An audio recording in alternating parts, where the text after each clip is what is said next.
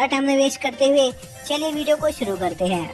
तो पार्ट 2 की शुरुआत में हम सोमा को देखते हैं जो एकेडमी जा रही होती है, लेकिन उसने अभी तक कोई दोस्त नहीं बनाए थे, इसलिए वो अब नए दोस्त बनाने का फैसला करती है। इसके बाद सोमा एकेडमी में कामिकी से बात करने की कोशिश करती है, लेकिन वो रास्ते में गिर जाती है, जिस पर कामिकी और उसकी दोस्त सोमा को इग्नोर करके वहाँ से चली जाती है। इसके बाद उन सभी की डीमन स्पिरिट को बुलाने की क्लास शुरू होती है, जहाँ पर टीचर इगोर सभी स्टूडेंट को उनके ब्लड का इस्तेमाल करके स्पिरिट्स को बुलाने का तरीका बताते हैं और कामिकी उस चीज को बहुत ही जल्दी सीख जाती है और 2 हाई लेवल के स्पिरिट्स को बुलाती है, जो देखकर टीचर इगोर कामिकी की बहुत तारीफ करते हैं। तभी सोमा भी एक क्यूट से स्पिरिट को बुलाने में कामयाब हो जाती है और सोमा का स्पिरिट काफी रेयर होता है, जो देखकर कामिकी सोमा से थोड़ी जेलस हो जाती है। लेकिन दूसरी तरफ सोमा सोच रही होती है अब शायद कामिकी उससे दोस्ती कर ले। इसके बाद कामिकी अपनी दोस्त के साथ वहाँ से निकल जाती है।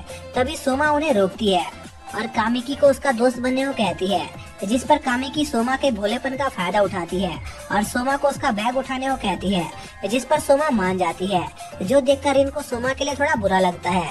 इसके बाद कामिकी अपना सारा काम सोमा से करवाने लग जाती है और सोमा भी बिना कोई सवाल किए कामिकी का सारा काम कर रही होती है, जो रिन को बिल्कुल भी अच्छा नहीं लग रहा होता।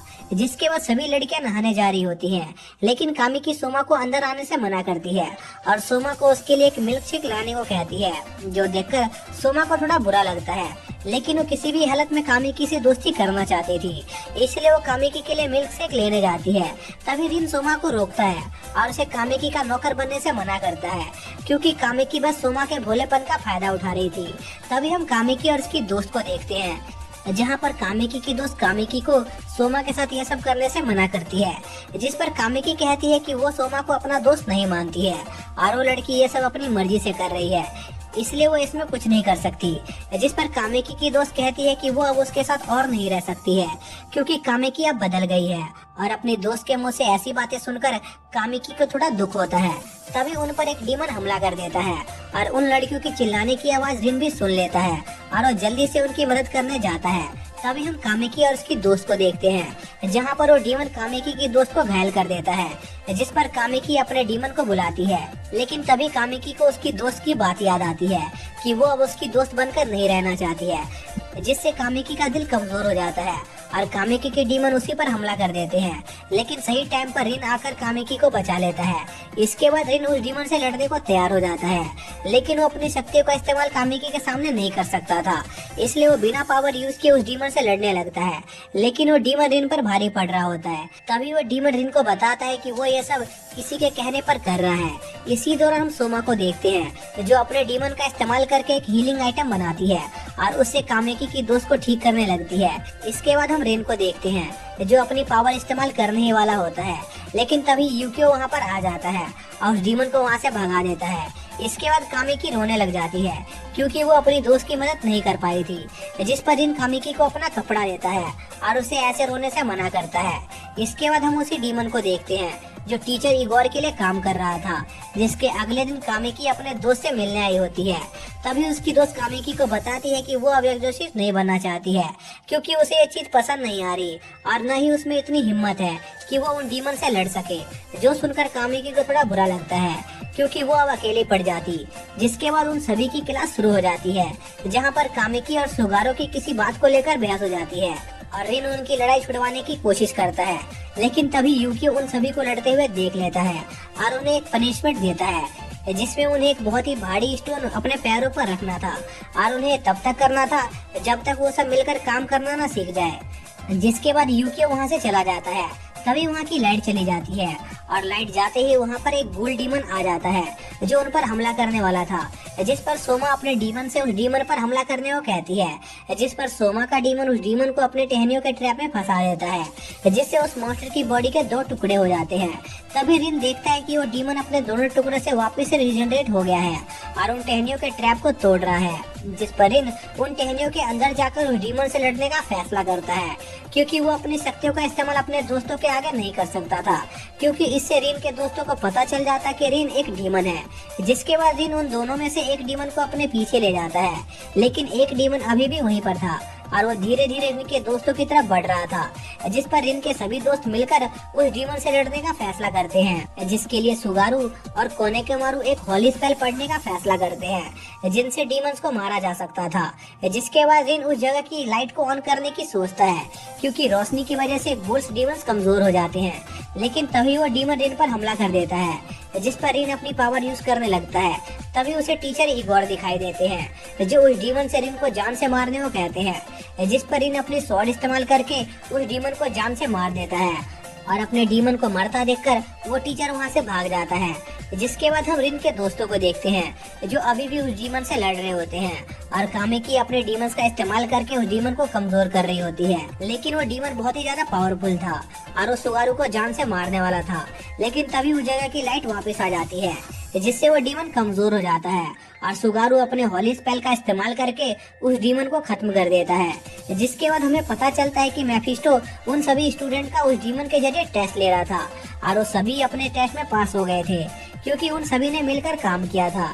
जिसके बाद सभी स्टूडेंट मेडिकल डिपार्टमेंट में होते हैं, क्योंकि उन सभी को थोड़ी बहुत चोटें आई थी। इसी दौरान हम यूकियो को देखते हैं, जो इगोर से पूछता है कि आखिर उसने रिन को मारने की कोशिश क्यों की। जिस पर इगोर कहता है कि वो तो बस रिन की पावर को चेक कर रहा था। जो सुनकर यूकियो इगोर से कहता है कि वो जानता है कि इगोर रिन का टेस्ट नहीं ले रहा था, बल्कि उसको मारने की कोशिश कर रहा था। इसलिए यूकियो इगोर से अगली बार रिन के साथ ऐसा कुछ करने से मना करता है, नहीं तो वो उसे छोड़ेगा नहीं। जो सुनकर इगोर वहाँ से चला जाता है। जिसके बाद रात में इगोर रिन को मारने की कोशिश करता है, लेकिन वो देखता है कि रिन अपने बेड पर नहीं है। तभी यूकियो इगोर को बताता है कि उसने पहले ही रिन को यहाँ से हटा दिया था। इसी दौरान हम रिन को देखते हैं, जिसे सोमा उठाती है, क्योंकि यूकियो ने रिन को सोमा के पास छोड़ दिया था। तभी उन्हें किसी के लड़ने की आवाज आती है, जिस पर रिन उस तरफ जाता है। इसके बाद हम देखते हैं कि यूकियो इगोर से लड़ रहा होता है। तभी इगोर अपने ब्लड से एक बहुत ही पावरफुल डीमन को बुलाता है, जो यूकियो पर हमला करने लग जाता है और उसे बहुत घायल कर देता है। तभी वहाँ पर रिन आ जाता है, जो उस डीमन को मार देता है और इगोर से पूछता है कि आखिर वो उसे मारना क्यों चाहता है। जिस पर इगोर बताता है कि 16 साल पहले डीमन किंग सेटान ने उसकी बॉडी पर कब्जा कर लिया था और उसी के हाथों उसकी पूरी फैमिली को जान से मार दिया। इसलिए वो अब रिन को जान से मारकर डीमन किंग सेटान से अपना बदला लेना चाहता है। तभी इगोर रिन को अपने एक अटैक से घायल कर देता है। जिस पर रिन इगोर से कहता है कि अगर तुम्हें मुझे मारकर खुशी मिलती है तो तुम मुझे मार सकते हो। जो सुनकर इगोर थोड़ा चौंक जाता है, क्योंकि उसने पहले कभी किसी डीमन के मुंह से ऐसी बात नहीं सुनी थी। इसलिए उसे रिन थोड़ा अलग लगता है और वो रिन को बिना मारे वहाँ से चला जाता है। जिसके अगले दिन मेफिस्टो यूकियो से इगोर की तरफ से माफी मांगता है। इसके बाद मेफिस्टो अपने भाई को कॉल करता है और उसे बताता है कि सब कुछ उनके प्लान के हिसाब से हो रहा है। जिसके बाद हम ट्रू क्रॉस एकेडमी में कुछ गार्ड्स को देखते हैं, जो उनके यहाँ काम करने वाली एक डीमन कैट के बारे में बात कर रहे थे, जो बहुत टाइम से अपने मालिक का वेट कर रही थी। लेकिन तभी एक गार्ड अपने साथी को बताता है कि उस कैट का ऑनर मर चुका है। जिस पर दूसरा आदमी अपने साथी को यह बात करने से मना करता है, क्योंकि अगर उस कैट ने सुन लिया तो वो अपना आपा खो देगी। लेकिन तभी हम उस कैट को देखते हैं और उसने उन दोनों गार्ड की बात सुन ली थी। तभी सीन शिफ्ट होता है और हम यूकियो और रिन को देखते हैं, जहाँ पर यूकियो रिन को डांट रहा था, क्योंकि रिन अपनी डेमोनिक पावर पर ज्यादा ही निर्भर हो गया था। जिस पर रिन यूकियो से पूछता है कि अगर उसने अपनी डेमोनिक पावर का हद से ज्यादा इस्तेमाल किया तो क्या होगा। जिस पर यूकियो रिन से कहता है कि अगर तुमने अपनी पावर का हद से ज्यादा इस्तेमाल किया तो एक दिन वो डेमोनिक पावर तुम पर हावी हो जाएगी और तुम अपनी इंसानियत खो दोगे। तभी यूकियो का कुछ लोगों का कॉल आता है, जो उसे मदद के लिए बुलाते हैं। जिस पर रिन भी यूकियो के साथ उस जगह पर जाता है और वो प्रॉब्लम वो कैट थी, जो अब एक जायंट फॉर्म में आ गई थी। तभी रिन को उस कैट की आवाज सुनाई देती है, जिससे उसे पता चलता है कि वो कैट बहुत दुखी है, क्योंकि उस कैट के मालिक की डेथ हो गई थी। जिस पर रिन यूकियो से पूछता है कि आखिर इसका मालिक कौन था। जिस पर यूकियो रिन को बताता है कि इस कैट का मालिक उनके फादर थे। जो सुनकर रिन बहुत हैरान होता है। जिसके बाद यूकियो रिन को बताता है कि यह कैट 100 सालों से जिंदा है और पहले एक जगह पर रहा करती थी, जहाँ पर रेशम का काम होता था और वहाँ के चूहों को मारकर ये कैट वहाँ के लोगों की मदद करती थी। जिस पर वो लोग उस कैट को बहुत अच्छा खाना देते थे। लेकिन एक दिन वो जगह बंद हो गई और वहाँ से सभी लोग चले गए। जिस पर उस कैट ने कई सालों तक उनका इंतजार किया, लेकिन वो लोग कभी वापस नहीं आए। लेकिन एक दिन कुछ लोगों ने उस जगह को तोड़ने की कोशिश की, जिस पर उस कैट ने उन सभी लोगों को वहाँ से भगा दिया। जिसके बाद वहाँ पर इनके फादर आए, जो सबसे ताकतवर एग्जॉर्सिस्ट थे, और उन्होंने उस कैट से बात की और उसे बिना किसी लड़ाई के शांत करा दिया। जिसके बाद उन्होंने उस कैट को अपना फैमिलियर बना लिया। और यह सब जानने के बाद रिन उस कैट से बात करने जाता है और उस कैट को बताता है कि वो उसके मालिक का बेटा है और 1 महीने पहले वो उसे बचाते हुए मारे गए। जो सुनकर उस कैट को गुस्सा आ जाता है और वो रिन पर अटैक कर देती है, लेकिन किसी तरह रिन उस कैट को हरा देता है। जिसके बाद वो कैट रिन को अपना मालिक मान लेती है और उसके साथ रहने लग जाती है। जिसके कुछ दिनों बाद रिन और उसके दोस्तों को एक मिशन दिया जाता है, जहाँ पर उन्हें एक मॉन्स्टर को मारना था, क्योंकि वो मॉन्स्टर उस जगह के ओशन में तबाही मचा रहा था। जिसके बाद वो मॉन्स्टर उनके सामने आ जाता है, जो एक बहुत ही विशाल स्क्विड था, जिस पर रिन उस मॉन्स्टर से लड़ने की सोचता है। लेकिन तभी वो देखता है कि एक छोटा बच्चा अकेला उस मॉन्स्टर से लड़ रहा है। जो देखकर रिन उस लड़के की मदद करने जाता है और उस लड़के को उस मॉन्स्टर से दूर रहने को कहता है, लेकिन वो बच्चा रिन की कोई बात नहीं सुनता और अकेला उस मॉन्स्टर से लड़ने लगता है। जिस पर वो मॉन्स्टर उस बच्चे पर एक अटैक करता है, जिससे वो बच्चा बेहोश होकर पानी में डूबने लग जाता है। लेकिन सही टाइम पर रिन उस बच्चे को बचा लेता है। जिसके बाद रिन उस मॉन्स्टर से लड़ने के लिए अपनी डेमोनिक पावर का इस्तेमाल करने की सोचता है, लेकिन उसे डर लग रहा होता है कि कहीं उसके दोस्तों को उसकी सच्चाई न पता चल जाए।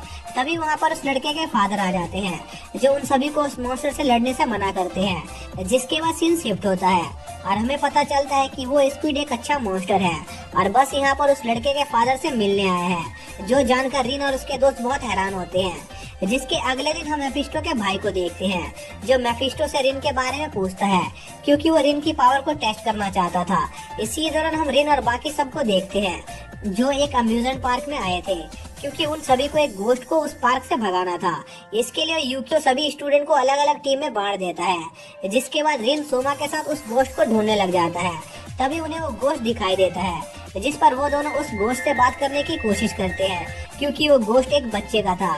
तभी वो गोश्त सोमा का मजाक उड़ाकर वहाँ से भाग जाता है। जिस पर रिन और सोमा अलग होकर उस गोश्त को ढूंढने का फैसला करते हैं। जिसके बाद हम देखते हैं कि मेफिस्टो का भाई रिन से उसकी स्वॉर्ड छीन लेता है और उसका मजाक उड़ाने लगता है। इसी तरह हम सुगारो को देखते हैं, जिसके पार्टनर को एक अजीब सा एहसास होता है, इसलिए वो एक झूले पर चढ़ने लगता है ताकि वो आसपास की चीजों का मुआयना कर सके। और दूसरी तरफ सोमा उस बच्चे की स्पीड को पकड़ने की कोशिश करती है, लेकिन वो बच्चा सोमा के साथ बस खेलने की कोशिश कर रहा था। जिस पर सोमा उस बच्चे के साथ खेलने का फैसला करती है। इसी दौरान हम रिन को देखते हैं, जो अमानो से अपनी स्वॉर्ड वापस लेने की कोशिश करता है, लेकिन अमानो रिन को नीचे गिरा देता है और उसे मारने लग जाता है। जिससे रिन को बहुत गुस्सा आता है और वो अमानो पर आसपास की चीजें फेंकने लग जाता है और उनमें से एक चीज सोमा पर गिरने वाली होती है, जिससे वो डर कर चिल्लाने लगती है। तभी रिन को सोमा की आवाज सुनाई देती है, जिस पर रिन उसे बचाने की कोशिश करता है और गलती से अपनी एक नई टेक्निक का इस्तेमाल करके सोमा को बचा लेता है। जिसके बाद वो स्पीड वहाँ से गायब हो जाती है, क्योंकि उसे सोमा के साथ खेलकर मुक्ति मिल गई थी।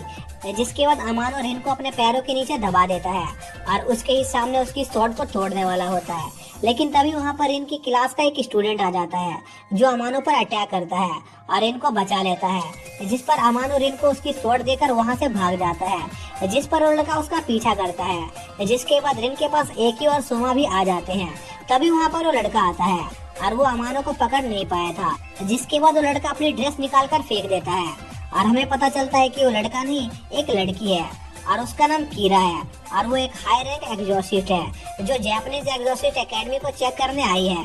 जो जानकर रिन और यूकियो बहुत हैरान होते हैं और इसी के साथ ये पार्ट यहीं पर खत्म हो जाता है। तो दोस्तों, अगर आप लोगों को इसका अगला पार्ट देखना है तो उसका लिंक आप लोगों को डिस्क्रिप्शन में मिल जाएगा। तो मिलते हैं नेक्स्ट वीडियो में, तब तक के लिए बाय।